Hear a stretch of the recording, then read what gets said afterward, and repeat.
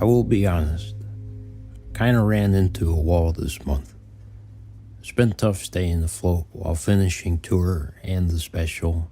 By the time came to do the podcast this month, I had nothing left in the tank. When guest composer Karima Walker sent me some initial pieces of score, I despaired. They were so beautiful and gave ideas I couldn't adequately follow through on in the amount of time we had. So, we will do an incredible episode about local music stores next month. And for this month, that's it. Good night.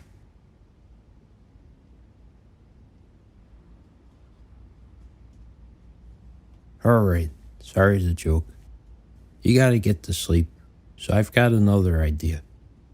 Since I did the original sleep special, I've received a number of comments along the lines of, I could listen to you read the menu. Pretty much anything. So this month, let's put that to the test. In addition to the many tomato knickknacks I received on tour, I keep a lot of books and articles around in my basement. Should probably get rid of them. But when my attention starts to wane while writing, I figure it's better to poke around some book than the internet. In a creative rut, I will occasionally turn to poetry, but more likely, I'm opening up the World Encyclopedia of Fruit to see where limes come from. I turn to the citrus section and it says, India. Attempts were made to grow them in Mediterranean countries, but they proved insufficiently hardy. They do very well in Egypt, however, where they are more plentiful than lemons. Should I keep going? It continues. There are basically 3 types of lime. Tahitian, large limes with pale, fine-grained pulp and a very acidic flavor. Mexican, a smaller fruit with bright green skin and very aromatic flavor. Key lime, pale yellowish green fruit, very juicy with a strong sharp flavor. And Kaffir limes, which are not true limes. Kaffir limes are not eaten, but the finely grated rind is used in Southeast Asian cooking. Sometimes the answer to writer's block is some fun facts, an attractive picture of oranges, and to learn about a new type of exotic fruit like Kiruba, also called banana passion fruit. I really hope to do an episode of the TV show where me and Gene try exotic fruits and describe the flavors to one another, but what are you gonna do? While working on my bathroom book, I bought a set of the Practical Encyclopedia of Good Home Decorating and Home Improvement, published in the 70s, that I enjoy a lot. There's some truly wild stuff in there. Say what you want about covering an entire living room wall with wood shingles. They weren't afraid of taking risks back then. Color either. A scourge of white and gray is spreading. I grabbed volume 17, opened it, and here's what it has to say about texture. Texture is the music of surfaces, and the notes are many and distinct. The smoothness of silk, the prickliness of burlap, the deep glow of polished wood, the cool irregularity of fieldstone. These are just a few of the great number of textural voices that can be orchestrated to provide rich and satisfying harmonies in decorating. No one dares go this hard writing about modern decorating, or modern decorating. The Property Brothers just want to paint your brick fireplace white and there's nothing you can do about it. Sorry. To see these photos of what is possible in a home but now forsaken gets me going. Why aren't we taking bigger swings? Bigger swings and bigger falls. There is also an article by my desk that I had printed out titled 5 Largest Slip and Fall Cases in History. I think it's because I searched for biggest blooper of all time. It's fun in theory, but I should probably skip reading it. Everyone got good settlements, but many got severely injured. You don't need to think about falling into holes before bed. I should probably throw it out, but I do have a hard time getting rid of things. That's why I have an 18-volume set of home decorating books. I also have a set of encyclopedias on the supernatural, and it's a wonderful place to poke around for ideas. Here's a segment titled Man Wallaby in the section about animals. In Australia, even today, when an Aborigine say he is, for example, wallaby, he means what he says. He and the wallaby species are one flesh. Except in special circumstances, he does not kill or eat a wallaby, and he and his group are responsible for carrying out the rituals which ensure a plentiful supply of wallabies for everyone else. This is because he and the wallabies are descended from the same ancestor, a hero long ago who was both a man and a wallaby. If that doesn't inspire some ideas, I don't know what will. And the series includes a wide range of beliefs throughout history. Volume 1 has bits about All Hallows Eve, alphabet, altar, and a section on the properties of the aloe plant. I enjoyed the part in the angels section titled Wing Measurements, which quotes Crawford H. Greenwald's approximation of how large an angel's wings would need to be, assuming a weight of 150 pounds. Of course. The wing from wrist to tip would be about 4 feet long, its total length between 6 and 7 feet. When folded neatly into the body, the end of the wing would come just below the knee, comfortable enough for perching and walking. The wings would beat about once every second, a nice easy rhythm, not too far from a normal walking pace. The wings would, however, be heavy, perhaps a quarter of the weight of the body, and alas, here lies the rub. The human frame hasn't the pectoral muscles to drive such formidable gear. Human pectorals are barely 5% of the total body weight, and a reasonable aerial job would call for at least 15%. And passage. Now that's something to think about before bed. Angels with enormous pecs. That'd be something. Pecs so big they comprise 15% of body mass. More practically, I have the printed out Wikipedia article about drown-proofing on the wall next to my desk. It reads, Drown-proofing was developed by swimming coach Fred Lanoux. It was first taught in 1940. His method was so successful that it gained national recognition, and Georgia Tech soon made it a requirement for graduation until 1988. I wonder what happened then. The U.S. Navy also took interest and adopted it as part of their standard training. It is claimed that during Lanou's time teaching at Tech from 1936 to 1964, he taught drown-proofing to some 20,000 students. Once they had mastered the drown-proofing technique, students learned to stay afloat with their wrists and ankles bound, swim 50 yards, 46 meters, underwater, and retrieve diving rings from the bottom of the pool using their teeth. Continuing on, in drown-proofing terminology, the great majority of people are floaters.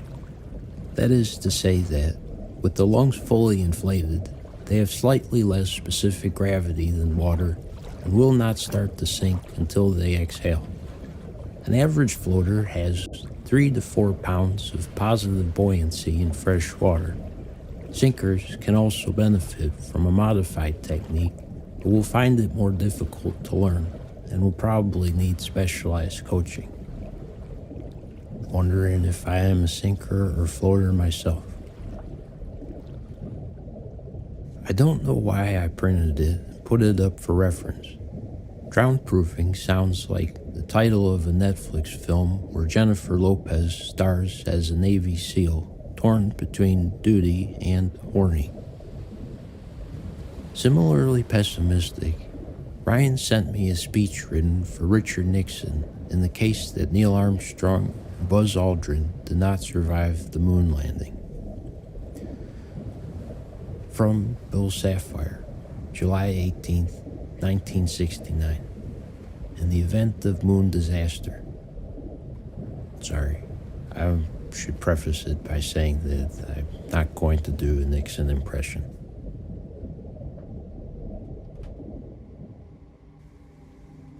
Fate has ordained that the men who went to the moon to explore in peace will stay on the moon to rest in peace.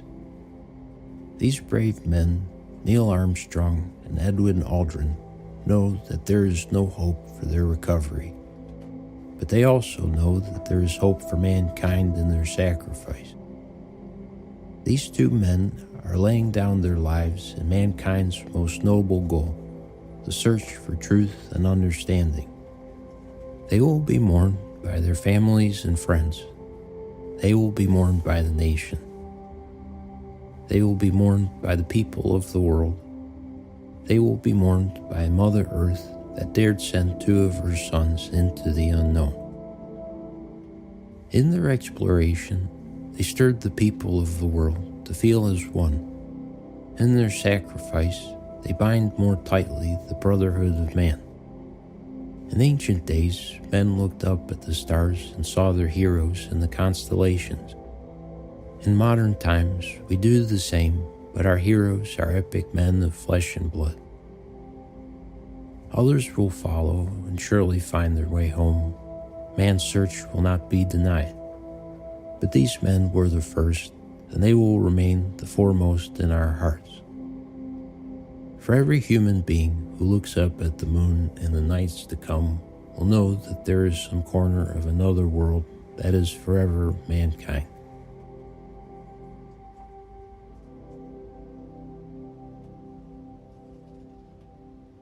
Well, I'm glad no one had to read that for real. That reminds me, on my computer desktop, underneath some other photos, I keep a screenshot of a quote by Picasso. Asked by a French newspaper about the moon landing in 1969, he responded, "It means nothing to me. I have no opinion about it, and I don't care." It always makes me laugh. I wanted to end by reading something nice, and I knew I had found just the thing when I picked up an issue of the Portland Press Herald in Maine. There's an article on the front page with the headline, "Weather isn't expected to dampen yields of Maine's wild blueberries."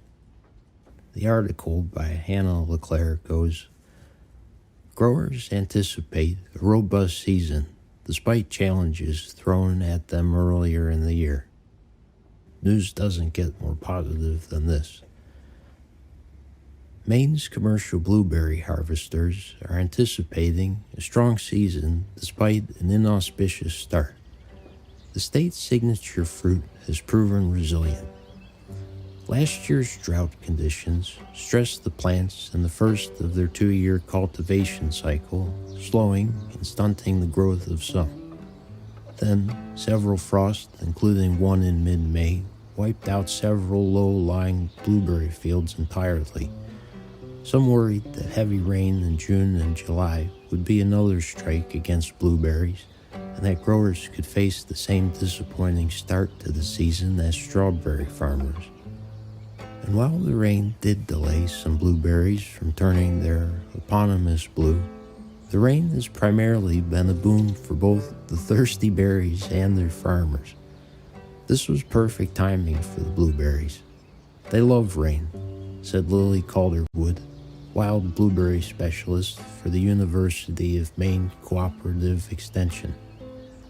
Following a strong bloom, Calderwood said she expected a bumper crop this year until the spring frost threatened to upend the season. But with all the rain, the berries, which could have been small after last year's drought, plumped right up. Heavier berries mean more money in the per-pound business. See Berries, page A6.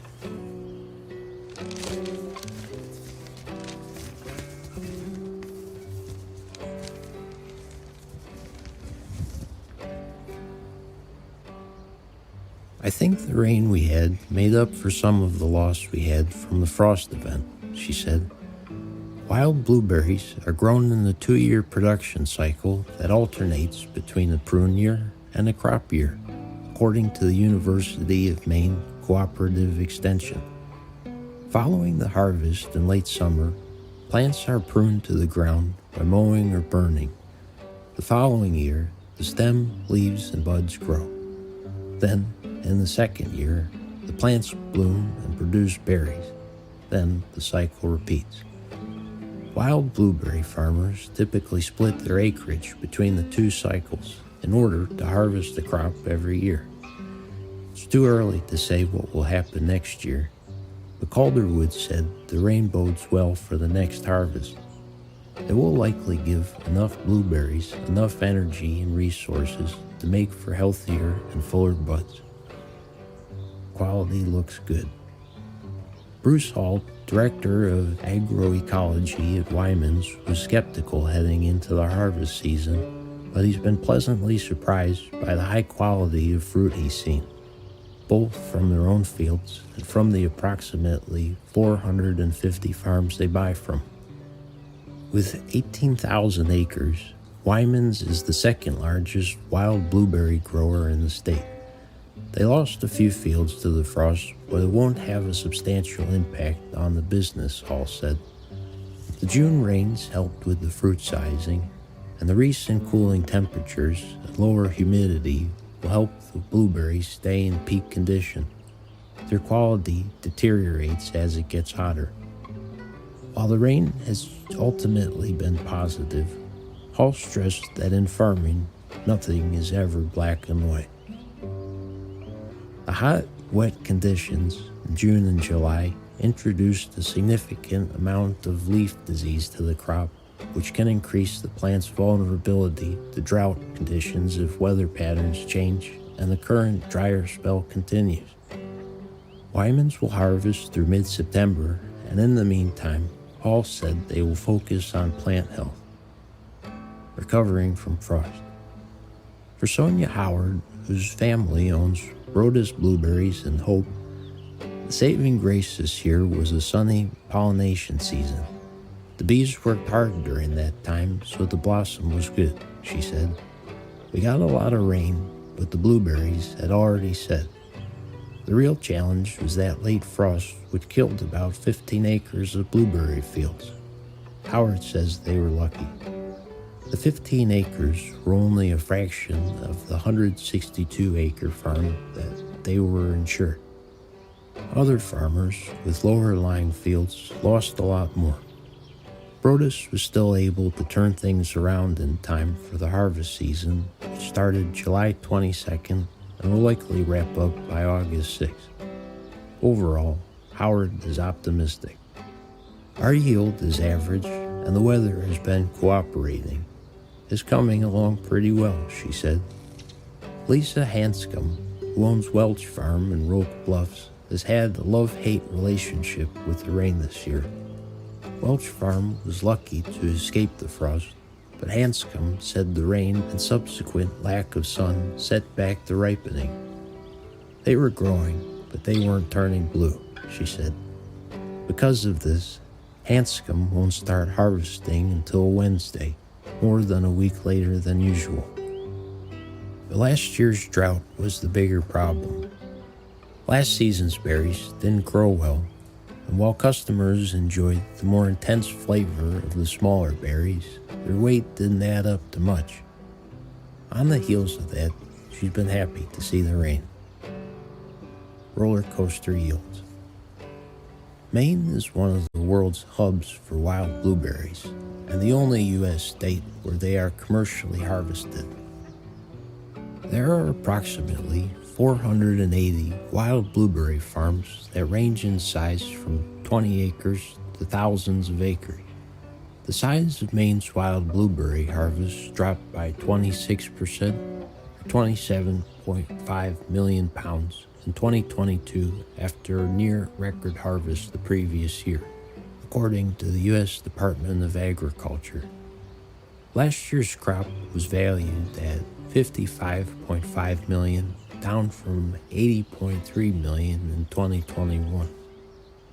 Experts expected similar results to the 2021 bounty of 104 million pounds, but following a perfect storm of poor weather conditions, harvesters eked out just 77.6 million pounds last year.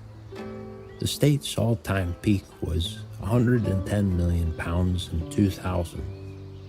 Last year's drop isn't necessarily a harbinger of a declining blueberry industry. Harvest data has been all over the map in the last 10 years, with a low of 47.4 million pounds in 2020 and a high of 104.4 million pounds in 2014. Over the last decade, the weight has averaged out to about 82.1 million pounds. Still, blueberries are especially dependent on weather, and for some farmers, basing their livelihood around the colorful fruits is becoming more challenging in the face of climate change.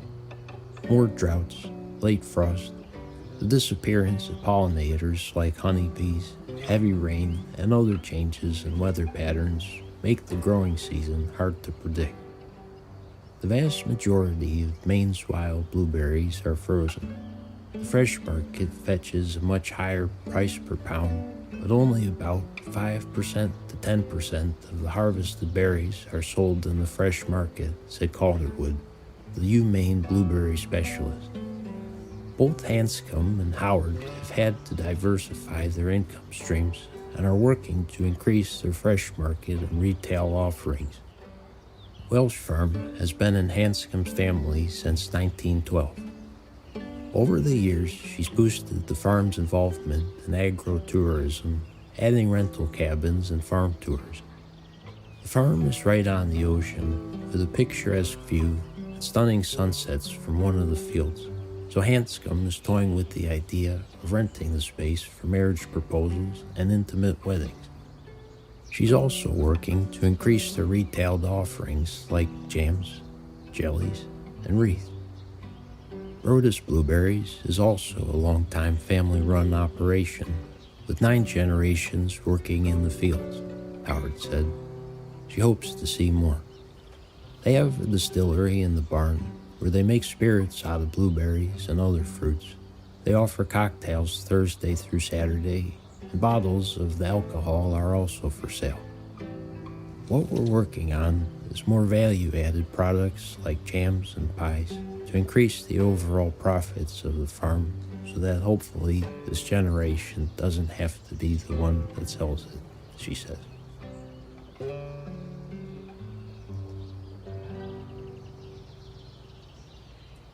Well, I hope these readings were interesting but did the trick and that you're feeling sleepy.